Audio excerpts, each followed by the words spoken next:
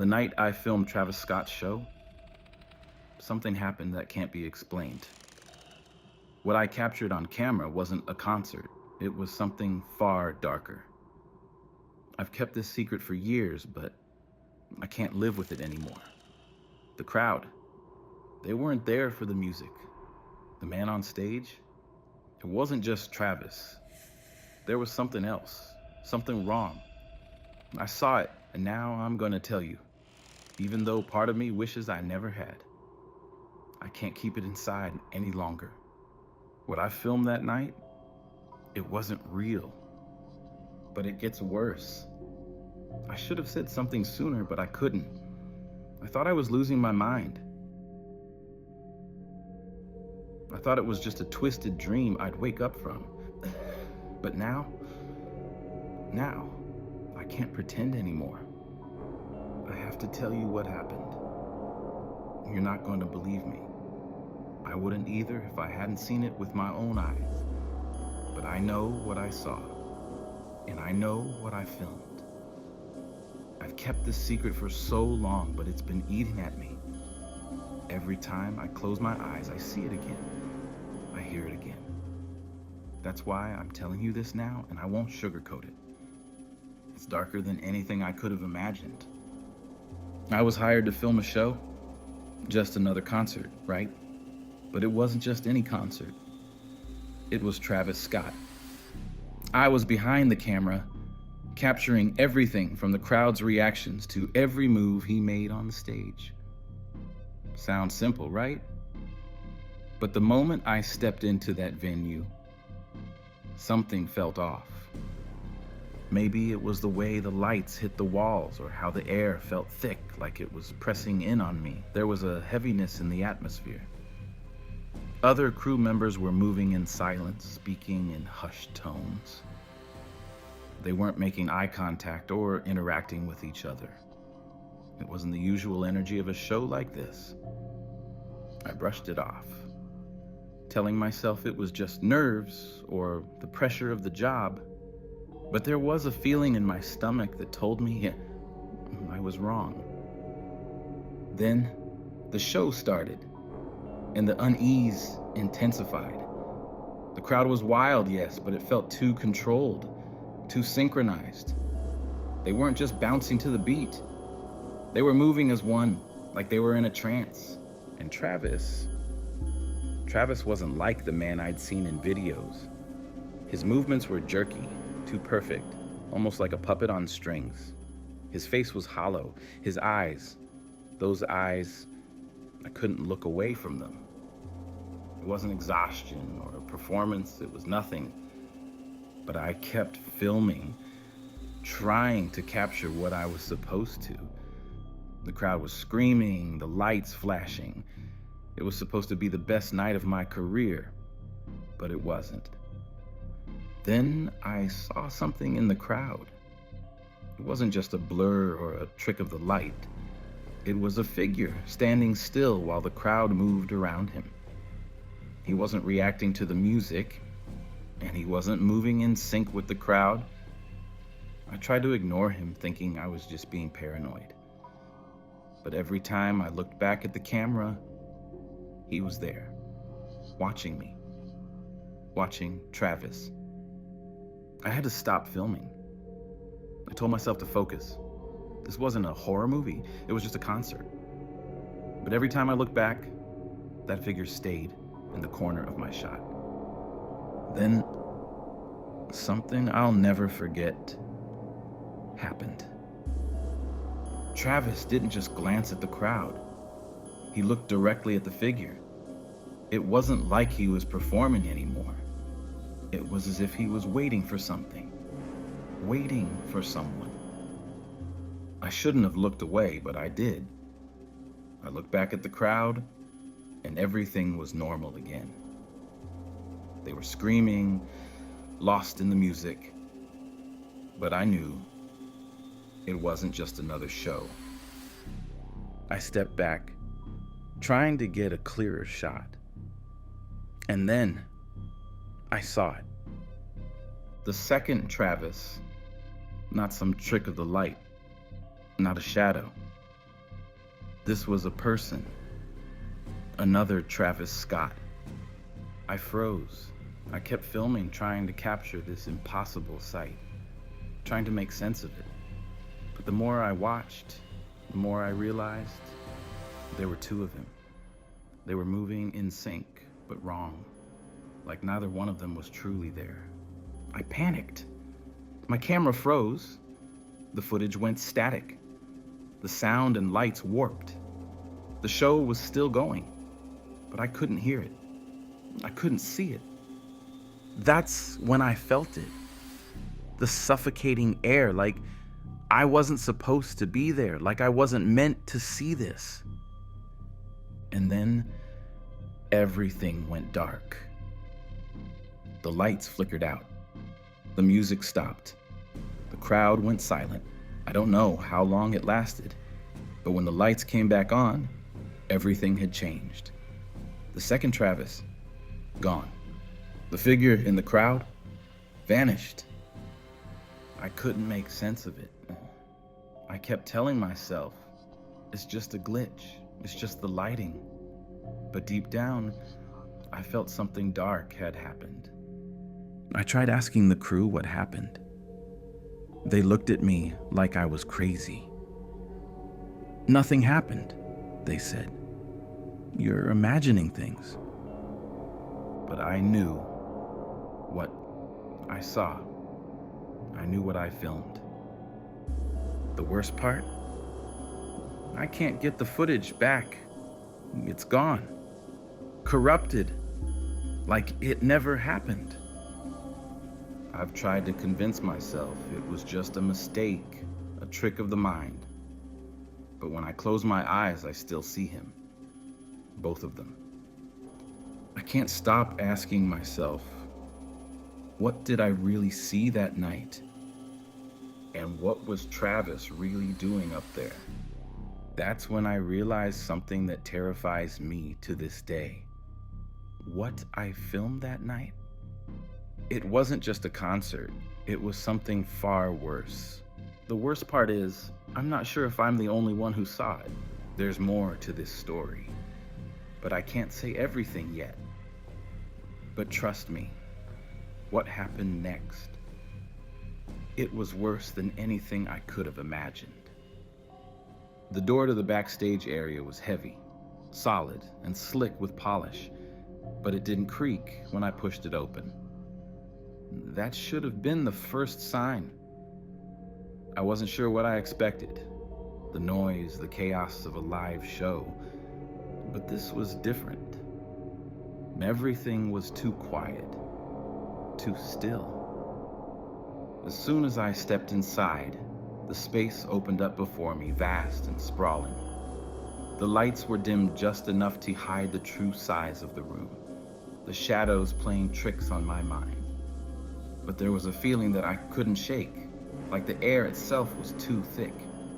It clung to my skin, slightly damp, a mix of sweat and anticipation that settled deep in my chest. I shouldn't have been nervous. After all, I was there for work, but something was off. The walls of the hallway I walked through seemed almost too pristine, unnaturally clean for a place that should have been buzzing with activity. Every corner was meticulously painted, every prop perfectly placed in its corner. The quiet hum of air conditioning was the only sound, and it was louder than I thought it should be. Like it was trying to fill the space, trying to create the illusion that this place was alive. I wasn't alone. There were people milling around, setting up, checking equipment, but they barely acknowledged me. Not even a nod. Just the occasional glance, a fleeting, distant look that lasted just a second too long before they turned away.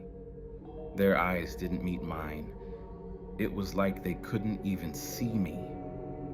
They were so absorbed in what they were doing, their movements quick and practiced, as though they knew exactly where they needed to be at every moment. There was something almost mechanical about them. I brushed it off at first, thinking maybe it was the stress of the job, the pressure of the performance that was getting to me. I focused on my work, on getting my gear in place, checking the angles. But even with all the noise in the background, I couldn't ignore the feeling that something was wrong. The sounds were all too clean, too perfect, even the subtle hum of wires connecting to the system. It was almost like the world outside this room was muffled, like everything had been turned down a few notches. I walked deeper into the space, past the main area where the production team had set up. There were chairs lined up against the walls, but they were too orderly, too polished. The floor was spotless, even where the stage crew was pacing back and forth, wearing shoes that made no noise on the smooth floor. I tried to focus on what I could control, my equipment, the task at hand. But every time I glanced around, my gaze was drawn to the things that didn't quite fit. The way the crew moved in silence like they were following some unspoken rhythm. I reached the back of the room where the stage was already set up, and I stopped. The lights, the backdrops, everything was in its place. Everything was ready. The floor beneath my feet was smooth, unnervingly so. Like it hadn't been touched in days, even though I knew the crew had just been through here moments ago. I felt it then, creeping under my skin. The quiet hum in the background wasn't quite right. The lights overhead flickered just for a second, but I didn't think much of it at first. But then, nothing. The hum stopped. The air didn't feel so heavy anymore. But instead, it felt too clean, too sanitized. I adjusted the lens on my camera, trying to find the right angle, the perfect shot. But something caught my eye, something across the room, a door. It wasn't the main entrance, but a smaller door tucked in the corner. I hadn't noticed it before, but now it was the only thing I could focus on. It wasn't marked, and there were no signs around it. Just a plain, unremarkable door that seemed oddly out of place, as if it didn't belong there at all. I took a step closer, drawn to it for reasons I couldn't explain. But when I reached the door, it wasn't locked. It creaked open just enough to give me a glimpse of what was inside. A small, cluttered room with old equipment strewn about, wires hanging from the ceiling. It felt like a forgotten space, like it was sealed off from the rest of the venue, a place no one wanted to acknowledge.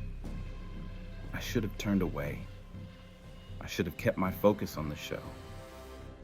But something about that room pulled me in, and for a brief moment, I couldn't stop myself.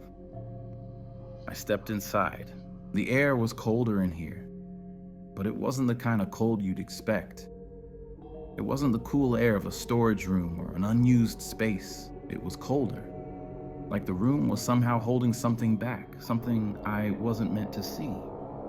The lights were dim, but they flickered in time with my breath, almost in sync with my heart beating faster. It made no sense. There was a chill creeping up my spine, but I shook it off, telling myself it was just the temperature change. Then I saw it.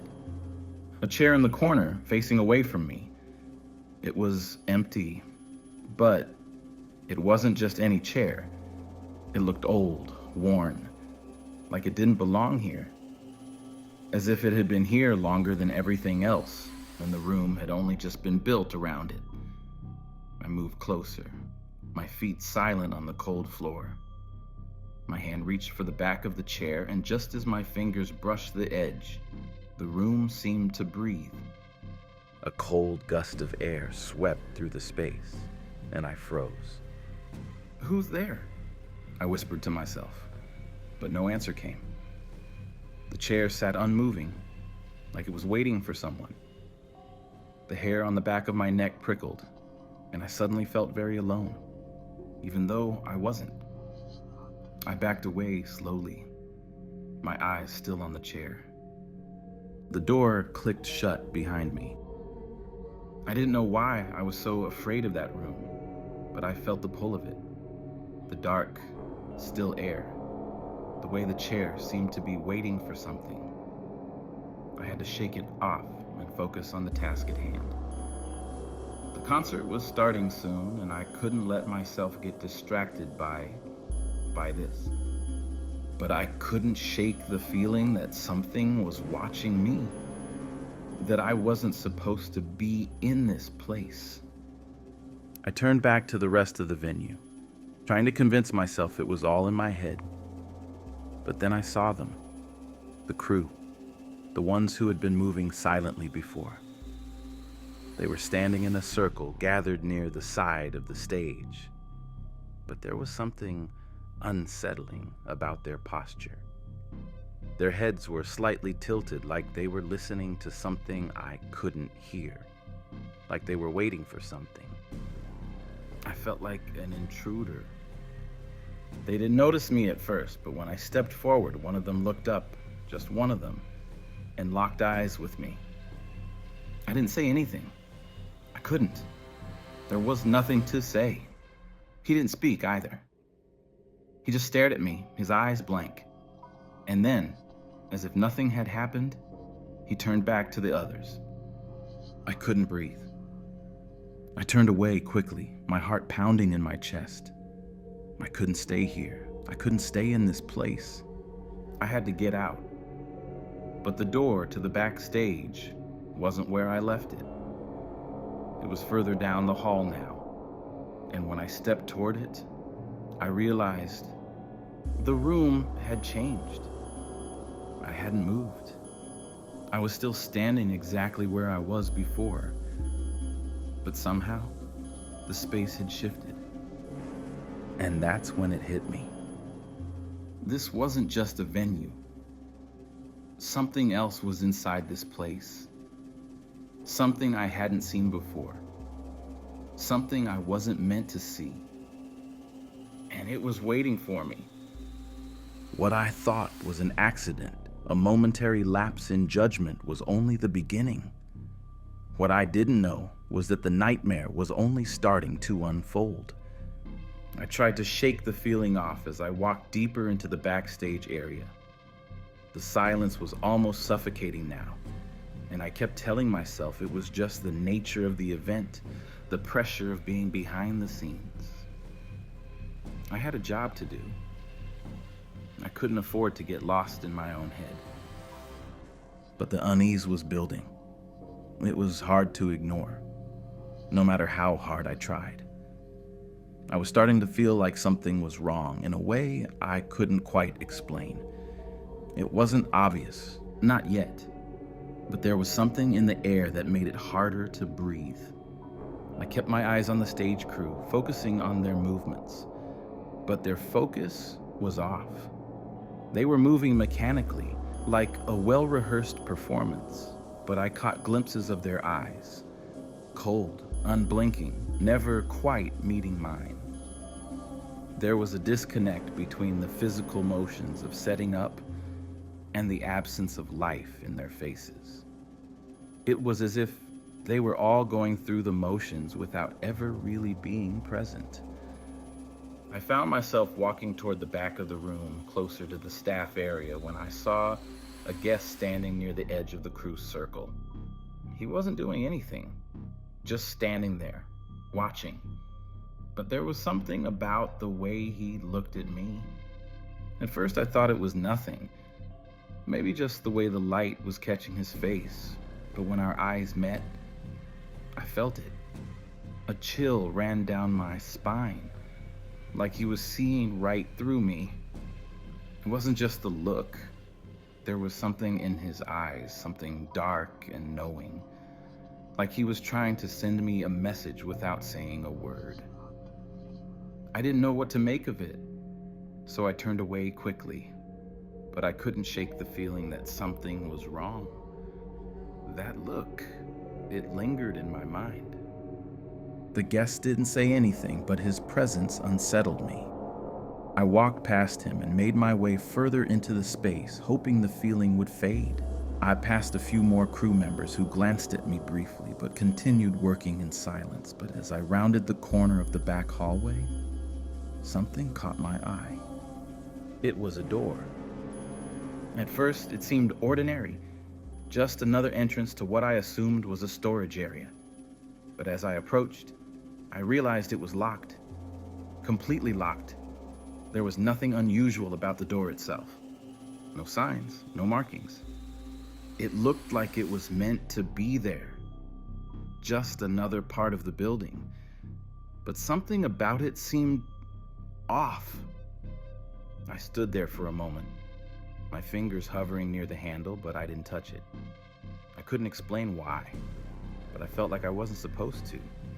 It was just too quiet, too still. The door didn't fit with the rest of the building. Everything else had a purpose, was in constant motion. But this door, it felt like it was meant to be ignored. I couldn't even explain why I had noticed it in the first place. As I turned away, I found myself glancing over my shoulder at it, and the feeling that I shouldn't be there, that something was wrong with the whole setup, crept back in. But I tried to dismiss it. This wasn't my job. I wasn't here to investigate anything. I needed to focus. I took a deep breath, trying to calm myself, and made my way back toward the stage area. That's when I saw Travis. He was standing in the middle of the backstage, talking to a few of his crew members. I couldn't hear what they were saying, but from the way they moved, the way they stood, it was all too rehearsed, too perfect. The words seemed to flow from his mouth like they were scripted, but there was something in his manner that made my skin crawl. His posture was stiff, unnaturally straight, and his movements were sharp, almost jerky, as if he was too aware of everything happening around him. But it wasn't just that.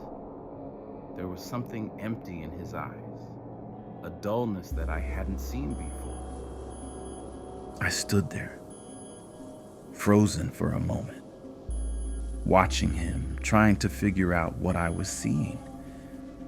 It wasn't like anything I had expected. The crew members around him were equally strange, too polite, too proper.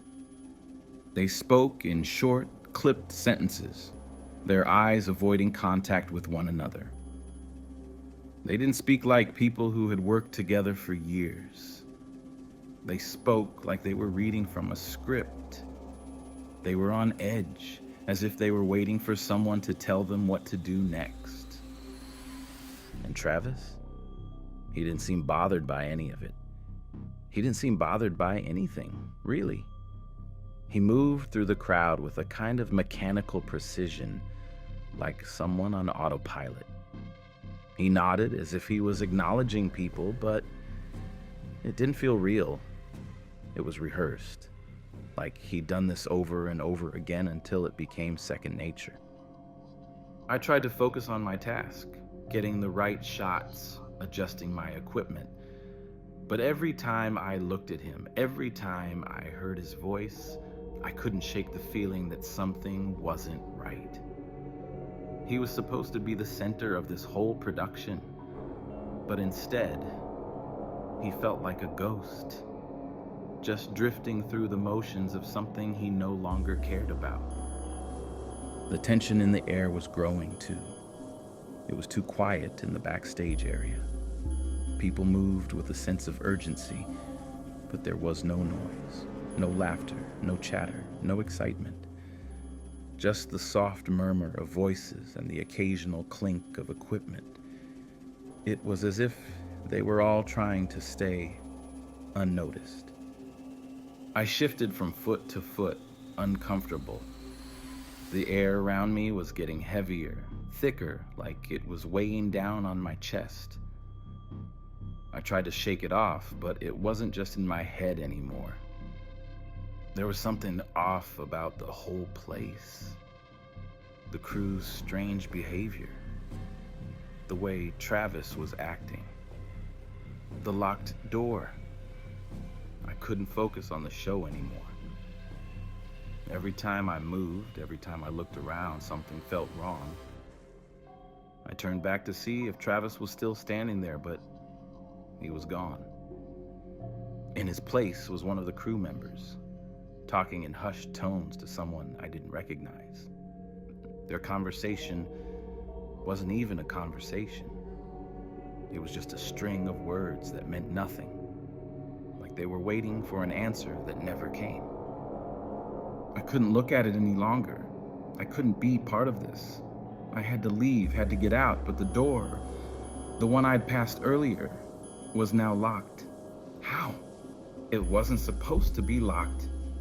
I hadn't even seen anyone go near it. I walked back toward it, my heart racing. The door was cold to the touch, but not like the chill you'd expect from a storage room. It felt wrong. And that's when I heard it. A whisper. Not from anyone in the room, but from the other side of the door. I couldn't make out the words, but I could hear it. The faintest voice, like it was trying to call me in. I couldn't move. The silence around me deepened, and I realized I wasn't alone in here. I didn't know what was behind that door, but I was about to find out. What happened next? It changed everything. I couldn't shake the feeling that something was wrong. Every movement I made, every sound I heard was beginning to gnaw at me. The air was too still, the silence too perfect. I tried to focus on my job, but every step I took, every corner I turned, the pressure of it all seemed to grow heavier. It was like the building itself was pressing down on me, suffocating me, and I couldn't escape it.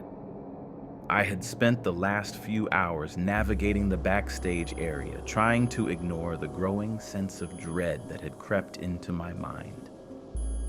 I told myself it was just nerves, that it was just the oddness of being in a high-pressure environment, surrounded by people who seemed to be going through the motions, barely acknowledging my presence.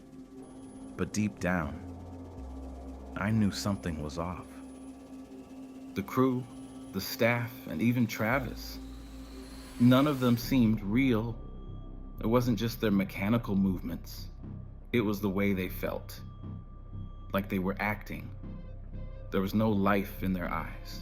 They were just playing their parts, doing what they were supposed to do, but there was no soul behind it. No warmth.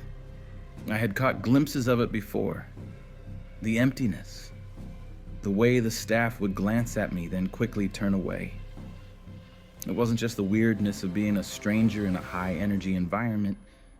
It was something else. And the way Travis had moved earlier, so stiff, so calculated. He was supposed to be a performer, a living, breathing person. But I'd seen enough to know that he was anything but. It was a slow burn, that sense of dread.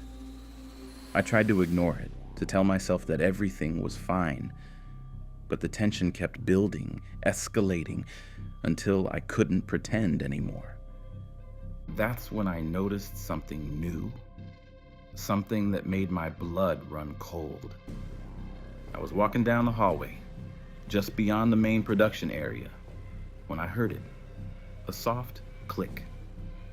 At first, I thought it was just my imagination, but then I heard it again. And this time, it was followed by a sound I couldn't quite place, a faint rustling noise like something shifting in the shadows. I stopped in my tracks. The hallway was empty. I was alone. I turned to look behind me. The shadows stretched unnaturally long in the dim light, but there was nothing there.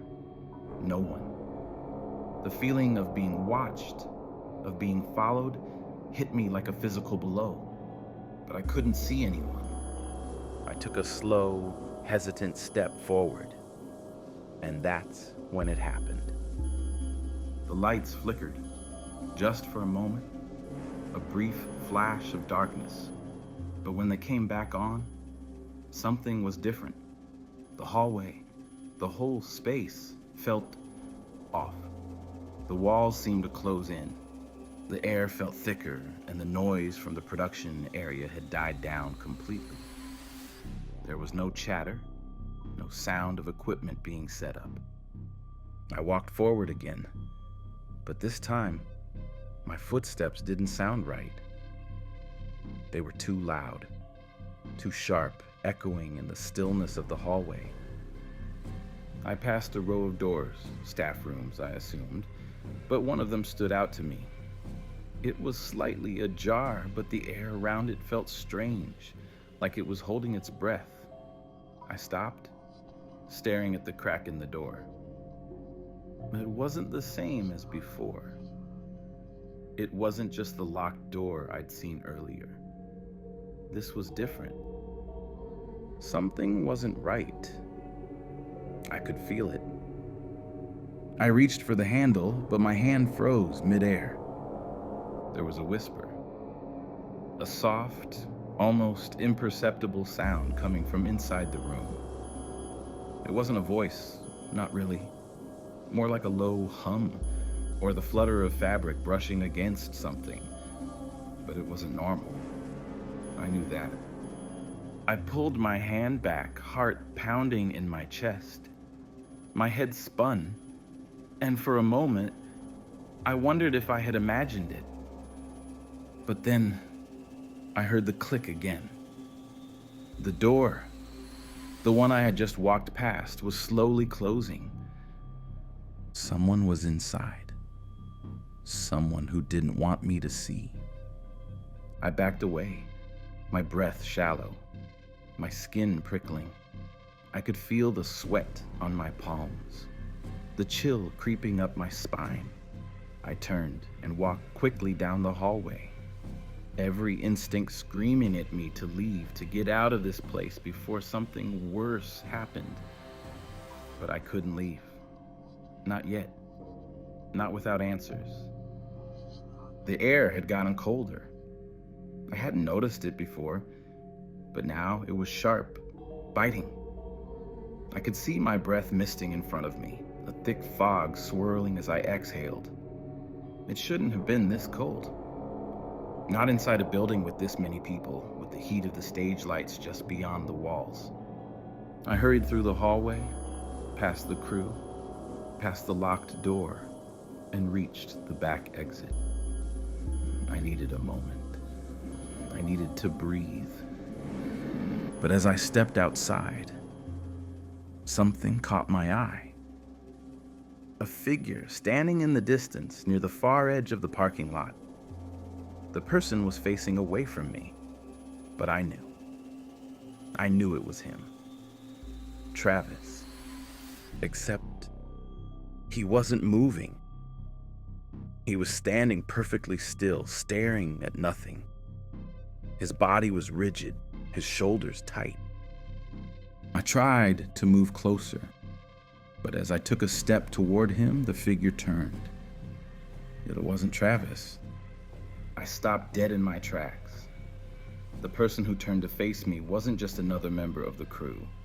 It wasn't even someone I recognized. His face was distorted, his eyes wide, unblinking, but there was no life in them. He looked at me as if he knew something I didn't, something I wasn't supposed to know. I wanted to turn around, run, but my feet wouldn't move. I was paralyzed, caught in that moment, staring at the figure who seemed to be waiting for me to do something. And then the lights flickered again. The world around me seemed to bend, the edges of reality blurring. Everything was wrong. The temperature had dropped so quickly, I felt like I was standing in the middle of a frozen wasteland. I turned to run, but the figure was already in front of me. How had he moved so quickly? How had he? He reached out. His hand, cold and clammy, brushed against my arm. And that's when everything went black. I don't know how long I was out, but when I woke up, the world had changed. And what happened next? It was something that I could never explain. Something that left me questioning everything I thought I knew about what was real. I couldn't breathe. It wasn't just the air. The space around me was suffocating, closing in.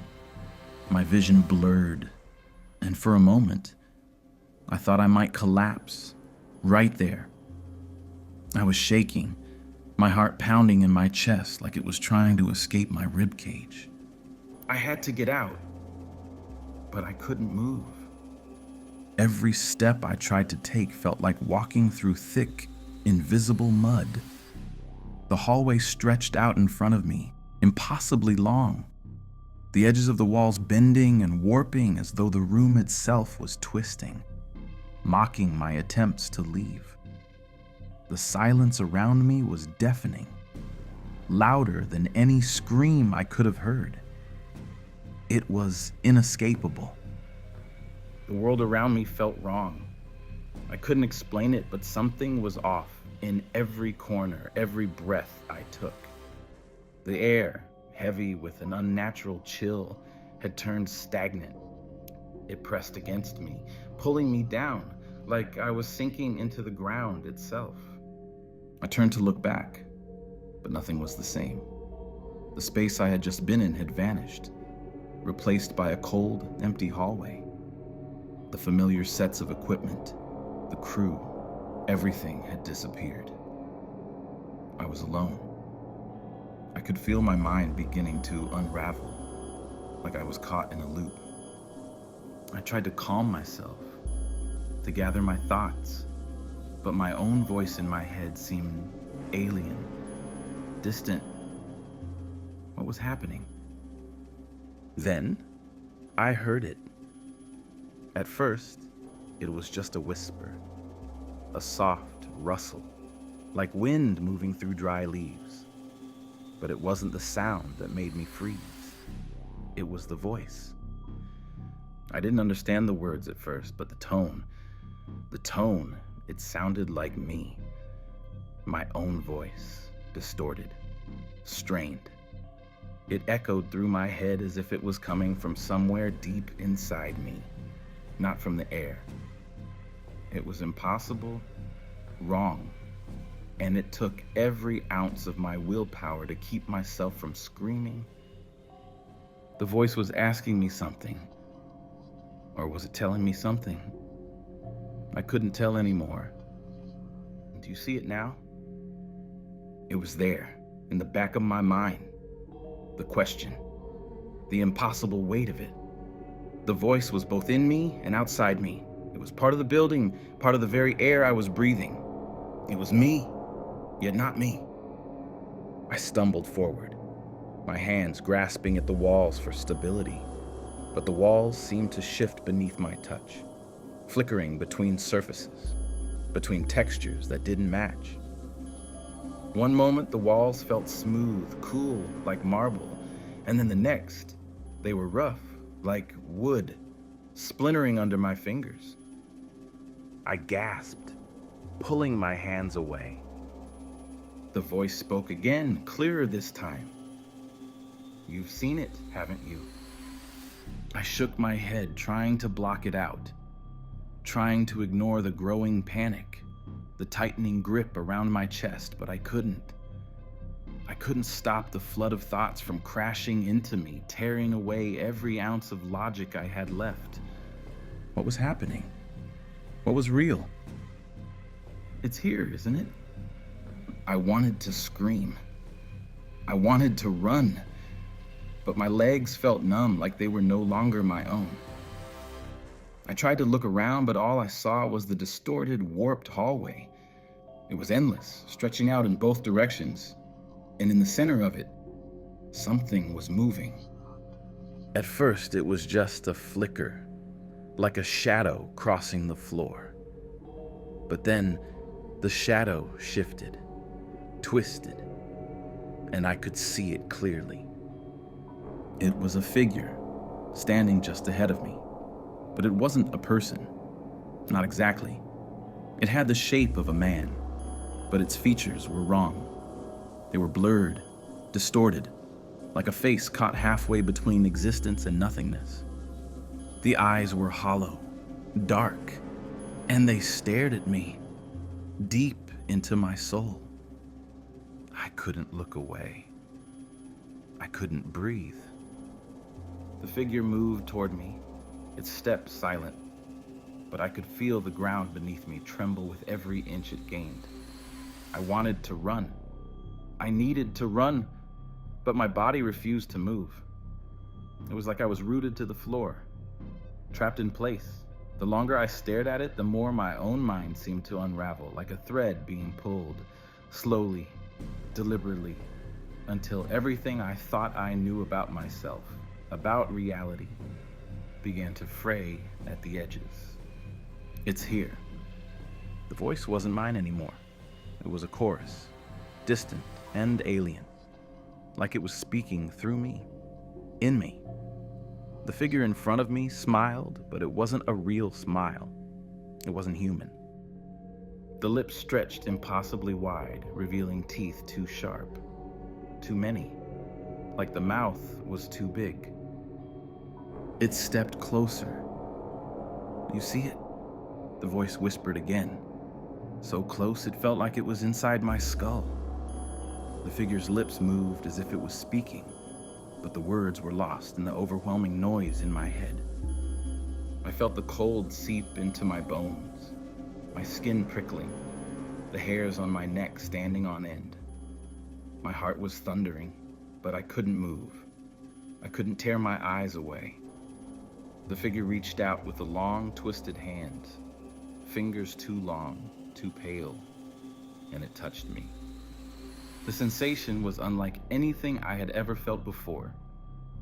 It wasn't cold.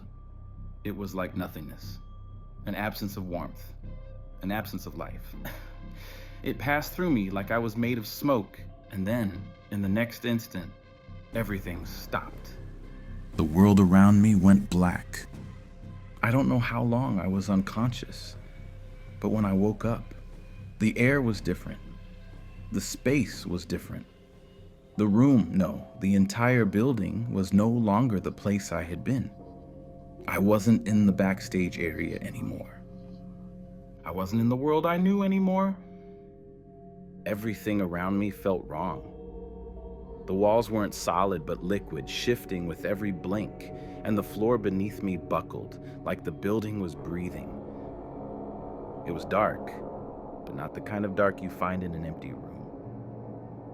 This was a suffocating, crushing dark that pressed against my skin, against my thoughts. I tried to move, but my limbs were heavy, like they weren't mine anymore. Every part of me felt like it was fading away, disappearing into this place, this nothingness. Do you see it now? I heard the voice again, echoing in the depths of my mind. But this time, it was different. This time, I realized what it meant. It wasn't asking me anymore. It was telling me. The worst part? I wasn't sure if I was still awake, but I was about to find out. What happened next would tear apart everything I thought I knew about reality. And when it did, nothing would ever be the same again. I don't remember when I started running, but somehow my body took over when my mind refused to cooperate. My heart pounded in my ears, each breath shallow, like I couldn't get enough air. The world around me felt distant, muffled, as though I had slipped out of my own body, watching myself from afar. I had to get away, but where was I going? What was I running from? I don't know how long I ran through the maze of hallways. The lights flickered above me, needles of brightness stabbing my eyes. I wanted to scream, but the words were trapped inside me, locked behind a knot in my throat. The door I had tried to leave through earlier was locked again. I tugged at the handle, my fingers slipping from the cold metal. My mind was numb, but my body kept moving, still desperate to escape the horror chasing me. I backed away, turning to face the room. Shadows loomed over me, pressing against my chest, suffocating me. My eyes scanned the room, but there was no way out. Then I heard it. A whisper. A low hum at first, but it grew louder. It didn't come from anywhere specific, not from the walls or people. I couldn't even tell if it was in my head. Do you see it now? I froze. My blood turned to ice, and every instinct told me to run, but my feet wouldn't move. I was paralyzed, as though something else had taken over. I turned my head, but no one was there. I was alone. Then I saw it. A figure barely visible in the darkness. At first I thought it was a trick of the light, but it wasn't. It was real, and it was watching me. It's here. The voice echoed again, louder, and I felt my pulse quicken. My hands shook as I struggled to hold the camera. The figure didn't move. It just stood there, waiting for me to make the first move. Then I saw it. Its eyes, hollow, empty, black voids that seemed to pull me in. The longer I stared, the more I felt like I was being swallowed by them. I couldn't look away. The room blurred. The lights flickered and buzzed, and the air grew cold. I stumbled backward. It was getting closer.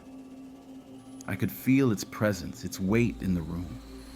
My chest tightened, my breath shallow, and I could hear my own pulse in my ears, deafening. I tried to run, but I was frozen. Do you see it now? The whisper was inside my head, inside my soul. I didn't have the strength to fight it anymore. My thoughts were unraveling. It's too late. The words hit me like a physical blow. I recoiled, but I was trapped. Trapped in the room, trapped in my own mind. The voice came from everywhere. That's when I realized I wasn't alone anymore. The room had changed. The walls were closer. The air was thick with something I couldn't name. It wasn't just fear. It was something else. The walls weren't solid. They were moving, breathing. The floor beneath me felt like it was shifting, warping, as if the room itself was alive. I looked down at my hands. They were shaking uncontrollably, cold and clammy. I could feel the weight of everything pressing against me. Not just the physical weight, but the weight of what was happening. This wasn't a nightmare. It was real. The lights flickered again. This time, they didn't come back. The darkness swallowed me. I reached out blindly, and my fingers brushed against the walls. But they weren't walls anymore. They were alive, twisting under my touch. I stumbled back, desperate to escape. But the space around me felt endless, like the building itself was expanding, trapping me in an infinite maze. Then I heard it, a faint whisper, growing louder. You shouldn't have come here. It wasn't just a whisper anymore. It was a voice, a presence getting closer. I felt it. It was right behind me. I didn't dare turn around. It wasn't over. What I had seen, what I had felt, was not an illusion. The worst part was still ahead. And the truth was more terrifying than I could have ever imagined. I thought I'd escape it. I thought that once I walked away, it would all be over, that the nightmare would fade into the distance. But that's not how this works. It never ends. The moment you look into something like that, something so dark, so unnatural, it follows you. You carry it with you, like a shadow that never leaves. I wish I could tell you that I'm safe now, that I'm free, but I can't. Every night, it's there, in the corners of my mind. I can hear it whispering. I can feel it watching me, waiting for something. I thought I'd seen the worst, but I was wrong. the worst is still coming. It's still out there. And it won't stop until it's had what it came for.